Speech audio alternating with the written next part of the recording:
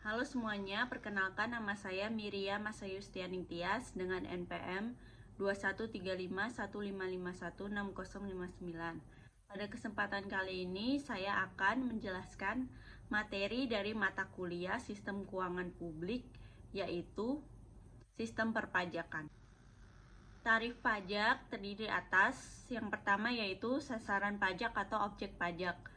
Sasaran pajak atau objek pajak adalah sesuatu yang dikenai pajak, dapat berupa pendapatan, kekayaan barang-barang, perpindahan hak milik atas barang-barang, misalnya bea balik nama kendaraan bermotor.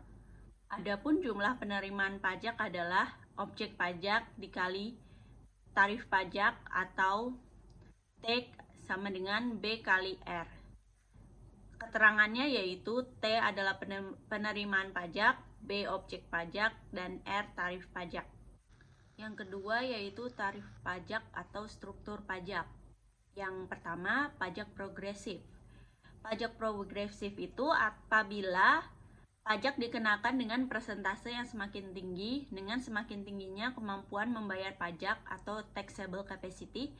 Kenaikan pembayaran taxable capacity akan diikuti dengan kenaikan pembayaran pajak dengan persentase yang lebih besar. Contoh pajak progresif itu adalah pajak pendapatan atau PPH, pajak kekayaan, dan lain-lain.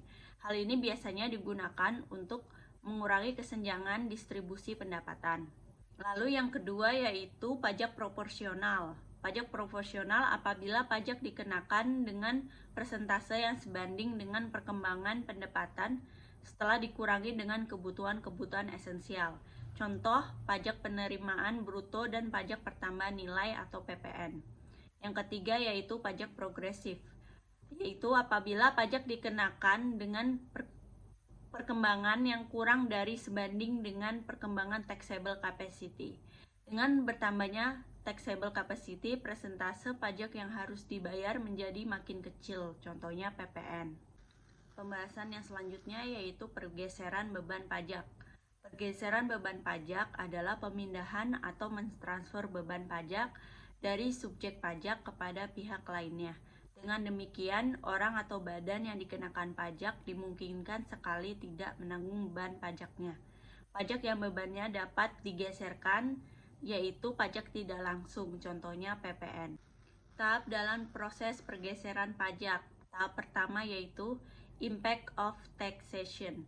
Beban pajak terletak pada orang atau wajib pajak yang mengadakan perhitungan pembayaran dengan negara. Tahap kedua yaitu the shifting of taxation. Pergeseran pajak merupakan proses yaitu pemindahan beban pajak dari si pembayar kepada pemikul pajak. Tahap yang ketiga yaitu incident of taxation. Timbulnya beban moneter yang terlahir setelah terjadinya pergeseran dan beban pajak tidak akan digeserkan lagi. Selanjutnya, pembahasannya selanjutnya yaitu pajak langsung dan pajak tidak langsung. Pajak langsung adalah pajak yang bebannya harus ditanggung sendiri oleh wajib pajak dan tidak dapat dialihkan kepada pihak lain. Contoh, pajak pendapatan, pajak kekayaan, pajak perseroan, pajak rumah tangga, pajak dividen, dan lain-lain. Yang selanjutnya yaitu pajak tidak langsung. Pajak tidak langsung adalah pajak yang bebannya dapat dialihkan atau digeserkan kepada pihak lain. Contoh, pajak penjualan, cukai, bea masuk, bea material, bea balik nama, bea lelang, pajak penambahan nilai, dan lain-lain. Selanjutnya yaitu kelebihan dan kekurangan pajak langsung dan pajak tidak langsung. Pajak langsung memungkinkan pemerintah untuk menentukan tarif pajak yang berbeda bagi wajib pajak dengan tingkat pendapatan atau kekayaan yang berbeda. Namun pajak langsung dapat digunakan untuk mengurangi ketimpangan sosial dan ekonomi. Namun pajak langsung sulit diterapkan dan membutuhkan waktu yang lama untuk memperoleh pendapatan yang cukup dan memiliki kemungkinan si wajib pajak dapat menghindari pembayaran pajak itu sendiri. Selanjutnya ada pajak tidak langsung. Pajak jenis ini memiliki kelebihan, mudah diterapkan dan dapat memperoleh pendapatan yang cukup cepat dan tidak terlalu membebani wajib pajak secara langsung karena besaran pajak ditambahkan ke harga barang atau jasa yang dibeli.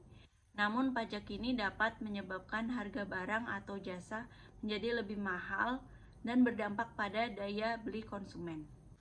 Sekian penjelasan materi dari saya, kurang lebihnya mohon maaf. Terima kasih semuanya.